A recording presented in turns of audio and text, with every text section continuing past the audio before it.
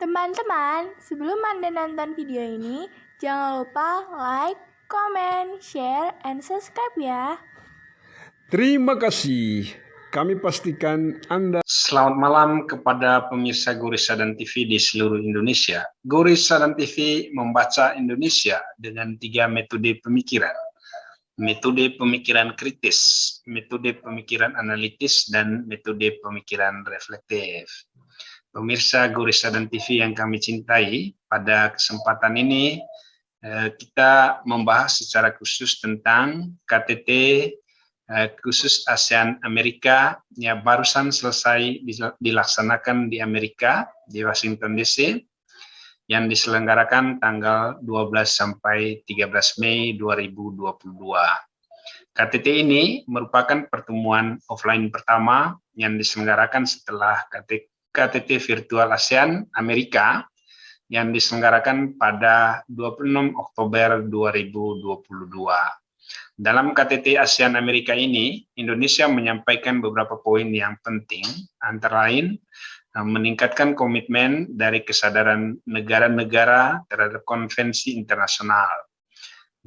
Mengurangi aksi unilateralisme yang membahayakan negara yang lain dan menimbulkan perang, seperti perang antara Rusia dan Ukraina yang sedang terjadi. Kemudian mendorong keterlibatan aktif negara-negara ASEAN pada upaya politik global yang membawa perdamaian dan meningkatkan kerjasama. KTT khusus ASEAN Amerika tentu saja juga terkait dengan komitmen bersama untuk mengatasi pandemi, penguatan ekonomi untuk kesejahteraan masyarakat, dan perdamaian di kawasan Asia, khususnya di Asia Tenggara. Presiden Jokowi menyampaikan sambutan yang antara lain berisi peluang investasi di Indonesia dengan sumber daya alam yang sangat melimpah. Berikut merupakan cuplikan KTT khusus ASEAN Amerika yang disampaikan oleh Menteri Luar Negeri Ibu Retno Marsudi dan sambutan Presiden Jokowi dalam KTT yang kami kutip dari Sekretariat Negara. Terima kasih. Selamat menyaksikan.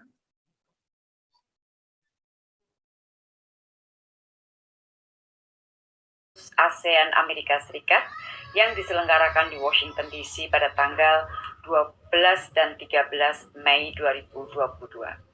KTT ini merupakan KTT ASEAN pertama yang dilakukan secara fisik pada masa pandemi.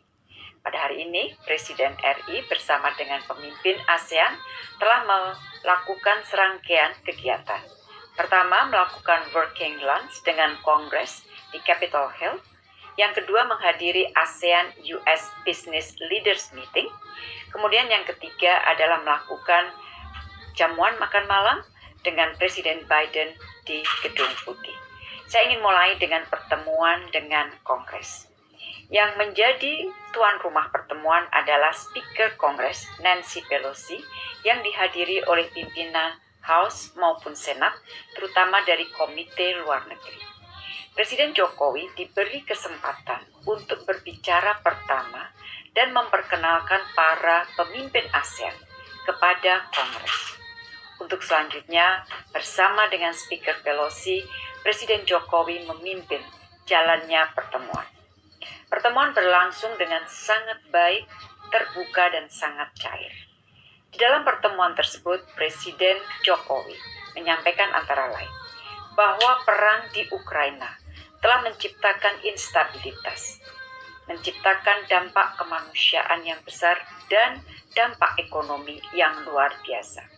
Bapak Presiden menekankan bahwa perang ini terjadi karena hukum internasional tidak dihormati secara konsisten, multilateralisme ditinggalkan, dan aksi unilateral dikedepankan. Bapak Presiden khawatir apa yang terjadi di Ukraina dapat terjadi di kawasan lain, termasuk Indo-Pasifik. Bapak Presiden menekankan bahwa selama lebih 5 dekade, kawasan Asia Tenggara menikmati perdamaian dan stabilitas.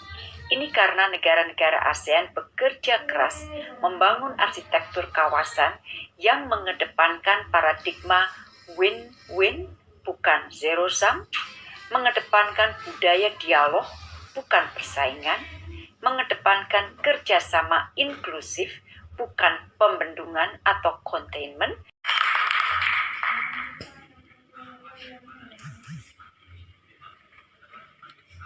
Yang mulia para pemimpin ASEAN,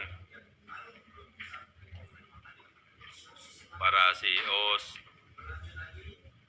terima kasih kepada Sekretaris Perdagangan Amerika Serikat, Ibu Sekretaris Gina Raimondo, dan juga Duta Besar Ted Osius dari US ASEAN Business Council atas penggaraan pertemuan yang sangat penting pada hari ini. Sebagai negara koordinator, saya bangga menyampaikan bahwa ASEAN telah sukses membangun kawasan dengan pertumbuhan ekonomi yang stabil dan damai. PDB ASEAN kini telah mencapai 3,3 triliun US dollar. Namun, ASEAN harus bekerja keras untuk lebih bisa menikmati rantai nilai global agar mampu menaiki tangga kemajuan. Sebagai Presiden G20, Indonesia juga ingin memastikan agar G20 dapat bekerja sebagai katalisator pemulihan ekonomi global, terutama bagi kemajuan negara-negara berkembang.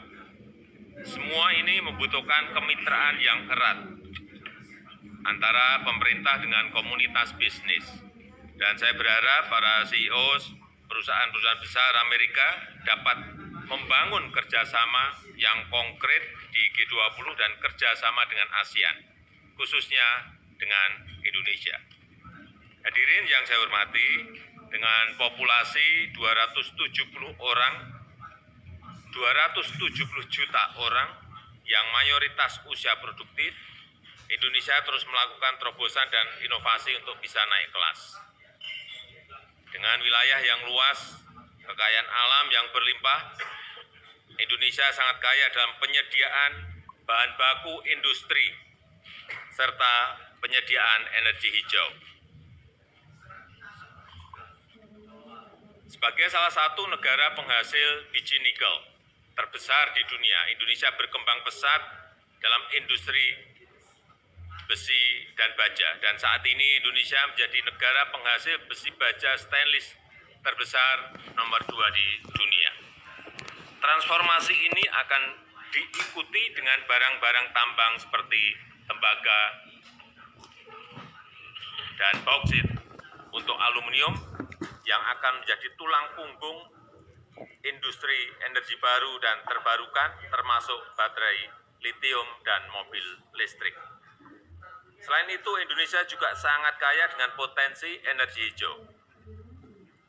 Pembangkit listrik tenaga hidro sangat potensial. Ada 4.400 sungai di Indonesia.